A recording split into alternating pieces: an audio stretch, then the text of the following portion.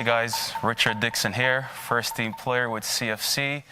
We'll be handling the strength and conditioning portion with the academy. Ideally, you want to add 2 core exercises, 2 lower body and 2 upper body. So at least 6 of these exercises should be in your 10 to 15 minute routine before practice. So the first exercise that we're going to do today is our prone Cobra, to work on that posterior chain, right? Hamstrings, glutes, latissimus dorsi. They'll be flat on the floor, and we're gonna just go in the Cobra position, and this one will hold for 30 to 45 seconds. You can do 2 or 3 reps. So we're here, we're nice and tall in the front, getting that good contraction in our lats. Nice and tall in the back, getting that good contraction in our glutes and in our hamstrings.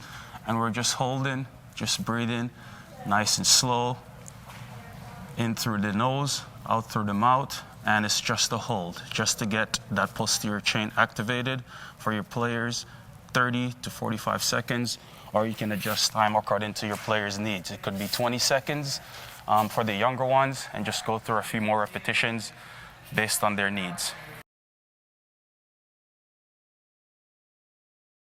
The second exercise we're going to do today is your glute bridge variation. Still working on the posterior chains, mainly focus on the glutes and hamstring. We know in soccer, all the power and our speed comes from the glutes and hamstring. So this is a great activation exercise to add to your routine before practice. We'll start on the ground. Neutral spine, so the back of my head down to my tailbone is on the turf to start with. My heels come in, not all the way to my butt, not all the way out here, but just come in close enough to, I'm just now gonna bridge my hips up.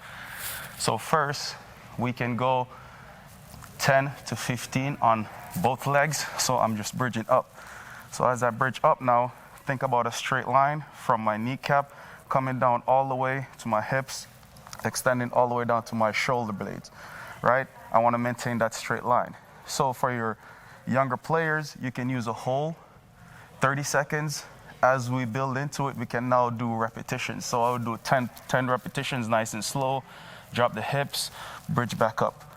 Drop the hips, bridge back up. The arms, you can do whatever with them. You can hold them up. You can have the arms here, bridge back up, or you can have them just rested on the chest. But the main thing is, as we bridge up the hips, we want to maintain a straight line from the knee all the way down to the shoulder, and full activation of the glutes, and we'll feel a little bit in the hamstring. It should not be pain, a mild discomfort. Then we're going to transition now into single leg glute bridges. Same thing, I'll do it on this side. The same thing will apply. So as I bridge up, I'm just going to keep this knee still, keep this angle here in my hips still. As I bridge up, same thing, straight line from my kneecap all the way down to my shoulder blade, full activation of this glute, full activation of this hamstring. You can hold for your younger players. As we build into it, same thing, we go a few repetitions. So I'll just go 5. So I'll just do half of what you did on the double leg. Here, nice and slow. As soon as my hips touch the ground, I'm back up. Full activation, full extension. And just relax. And then we'll just switch and repeat the same thing on the opposite side. Doing the inchworm push-ups, I'll always start tall, and we're gonna extend all the way, engage those calves, right? So we'll get a little bit of engagements in the calf, all the way up, on our toes, fully extended. As I get down, get that hamstring stretch, and I'm just gonna inch my arms out. Inch my arms out, try to keep the knees straight. As soon as I come down into that push-up position, I wanna make sure now, in the push-up position, same thing, straight line from the crown of my head down to the bottom of my feet, and I just hold it there, and I'm just gonna add a push-up, and I'll just inch my hands back in. Nice and slow. For this, I would go 5 to 6 reps, up on the toes, back down, hamstring stretch, inch my arms out. Take your time with this one. It's more so a stretch. 1 push-up, inch back in.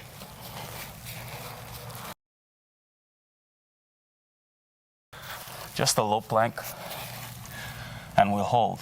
Again, we'll go through that. We'll go through the technique. So my elbows are always underneath my shoulder. They're not too high, they're not too wide, they're not too low. Always underneath my shoulder for support. Same thing, straight line. We'll straight line from the crown of my head to the bottom of my feet. And we're just holding. For your younger players, hold. Full engagement of the glutes here. So my hips is not too much in the turf, or it's not too much up. Straight line. Keep that balance, stability, and it's just a hold. So on my side planks, very important here. The feet, you can stack them if you want, or you can stagger them, one in front, one behind. But the main thing here is that straight line. We'll always talk about that straight line, crown of my head, bottom of my feet. Also a straight line in the lateral chain, right? So there's a straight line. If you cut my body in half this way, the line should be straight. If you cut my body in half this way, the line should be straight. With your arms, they can be here on top, they could be on hips, they could be behind head, but just maintain that straight line. For your younger players, you can hold. For your older players, you can progress it by raising the top leg and holding it, or we can do a few repetitions. That first segment was focused more around the core. If I think about my core, if I take my legs and my arm away, that is my core. In soccer or in athletics, a lot of time when we think about our core to be our abdominal muscles, that's just a part of our core. My glutes are probably the most important muscles in my core because that's where all my power comes from. When I run, when I sprint, when I jump, all that power comes from my glutes. My transverse abdominals, my obliques, those are very important muscles as well because they play a big role in our stability when we change directions, when we run, sprint, stop, so on and so forth. So we'll go a neutral push-up, we'll go a wide push-up, and we'll go a close push-up. So the way that we can progress the intensity of this, we can just modify the tempo. My wrists are always underneath my shoulders. Maintain that straight line from the crown of my head to the bottom of my feet. Glutes are also engaged. My belly button is drawn into my spine, and I'm going 1, 2, 3, up. 1, 2, 3, up. 1, 2, 3, up. And so that's the neutral push-up. So my hands are in line with my shoulders, so shoulder width apart. And you can, like I said, you can play with the repetitions there. Younger players, I would just go 5 neutral, 5 wide, 5 close. For your older players, you can up the repetitions, 10, 12, so on and so forth. For your wide grip, now think of the angle of my shoulder. That's neutral, it's within the angles. Now for wide, I'm gonna go outside of my shoulder. Same thing, straight line, crown of my head to the bottom of my feet, glutes fully engaged, belly button to spine. 1, 2, 3, up. 1, 2, 3, up. 1, 2, 3, up. And that's the wide grip. Close grip, we're just gonna go palms close together, make a little diamond. You can touch index and touch thumb, and same thing. Straight line, crown of my head, bottom of my feet. 1, 2, 3, up. Technical points, focus on keeping that belly button to my spine. So my belly button is going to the ceiling or going to the sky whenever you're doing this. Also, chest doesn't need to touch the ground, just need to get down low enough to where my nose is almost touching and I'm up. Make sure to keep a neutral spine so that straight line remains the whole way from the crown of my head to the bottom of my feet, and I'm always looking down. So if I look at my line from here, my head is not up like that, my head is not in the turf, my spine is neutral. Glutes fully engaged, belly button to spine. So this is a great exercise for building now. We talk about the lumbar pelvic hip complex. A lot of injuries occur in soccer, groin pulls, quads, hamstring, lower back. So we're gonna go 3-point lunge, working on getting that motion right there. Building strength and stability in that motion right there. But technical points that we want to coach our players. So as we lunge, I don't want my body to be leaning forward over my knee. I want my trunk to stay nice and tall. So as I lunge, my trunk stay nice and tall, 90 degrees, and the leg behind, and that kneecap is just going to the ground, not necessarily touching, but going towards the ground, going down 90 degrees in my front leg. My knee is not over my toe. My knee is behind my toe. The balance is between the second and the third toe. So my knee is not all the way out. My knee is not all the way in. Between the second and the third toe. And now, as I get into this position, I'm thinking of now this kneecap just going down and here. So that's your front lunge, and essentially the same thing in my rear lunge. Same thing, kneecap it aligned with the second and third toe, kneecap behind my toes, and I'm just driving that knee down. So that's your front and your rear lunge. On my side lunges, so think about now a wide stance. If there was a stool behind me that's in line with this heel, and it's in line with this heel, I'm just tapping, sitting on the stool.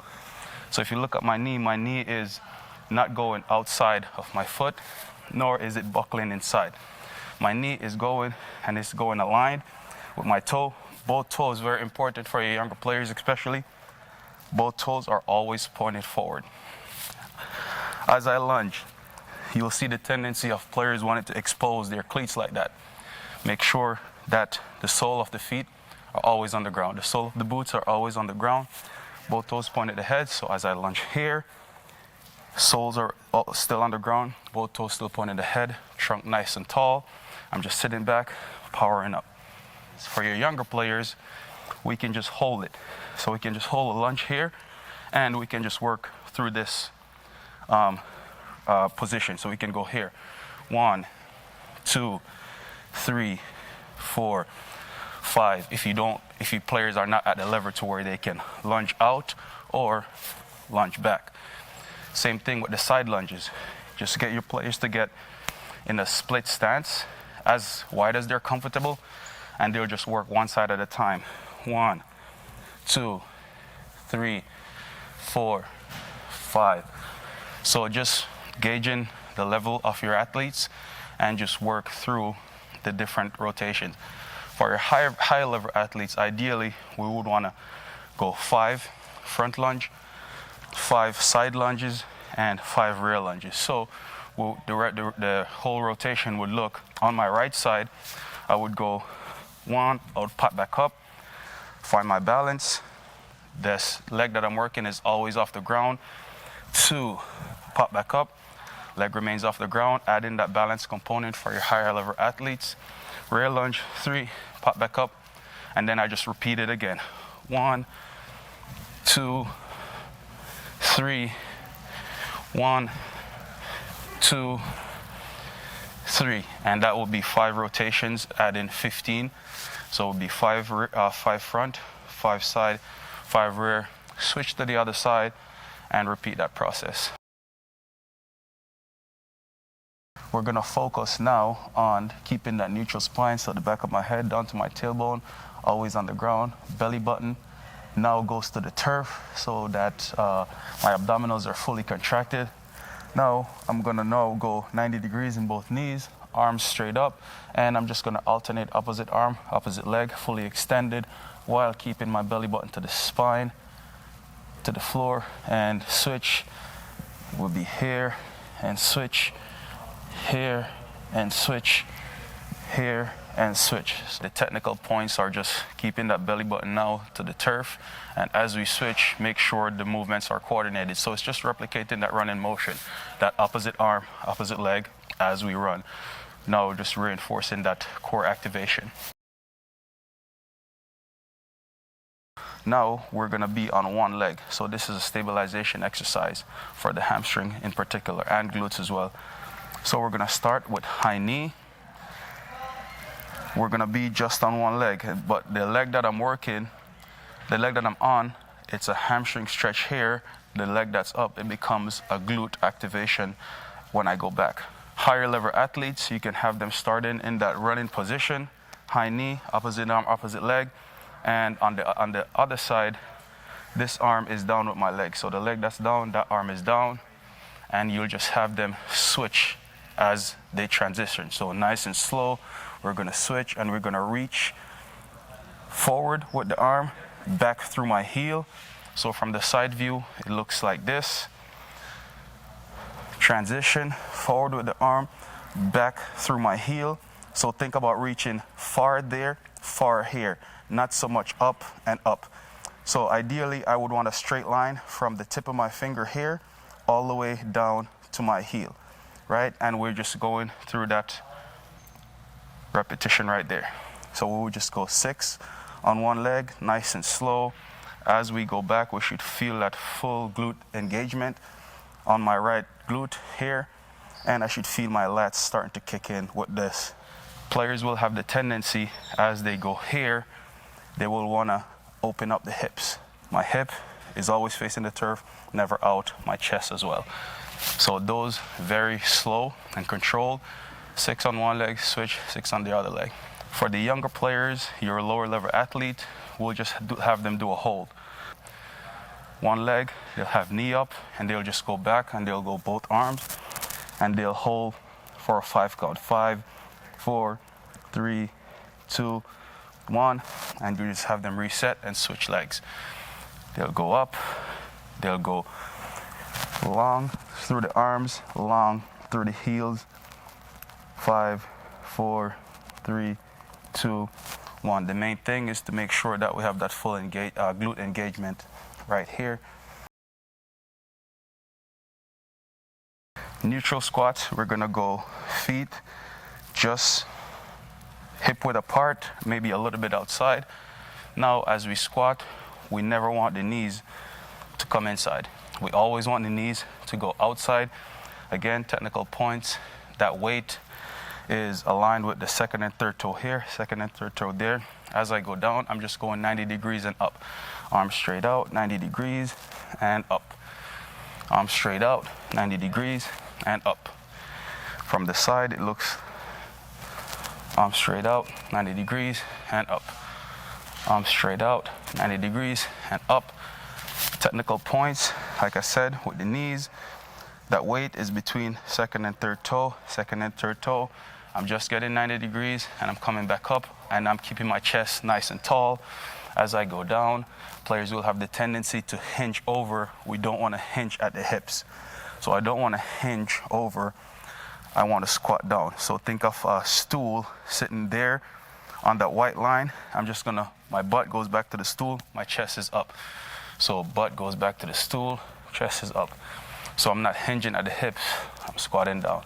For your higher level athletes, you can add a squat jump at the end of 10 squats. So 10 squats, nice and slow, and then at the end of it, you add a squat jump. So we go down and up, down and up. 5 quick jumps. Same technical points as we come down. Make sure we're absorbing that force as we go up. Use our arms for momentum. Take us to the top, coming back down to absorb. Momentum takes us up, nice and tall. Coming down to absorb. If we want to make it a little bit harder with the squats, we can go down, 3, 2, 1, and power up. Down, 3, 2, 1, power up. And play also with the number of repetitions. So typically 10 to 12 reps, but if we want to add some endurance in there, we can go to 20 reps. But play with the tempos if we want to make it a little harder. 3 seconds down, power up. So I'm not jumping, I'm just powering up. 3, 2, 1, and up. So with the jump squats as well, we want to keep those to just 5 jumps, because that's a lot of power and it taxes the muscles pretty good. So after the squats, if we decide to do jump squats, only do 5 squats or 3 to 5. Squats, tempo, we're gonna go 3, 2, 1, just to 90, and then we're just gonna power up. 3, 2, 1, and just power up. Thank you guys. Looking forward to seeing you soon.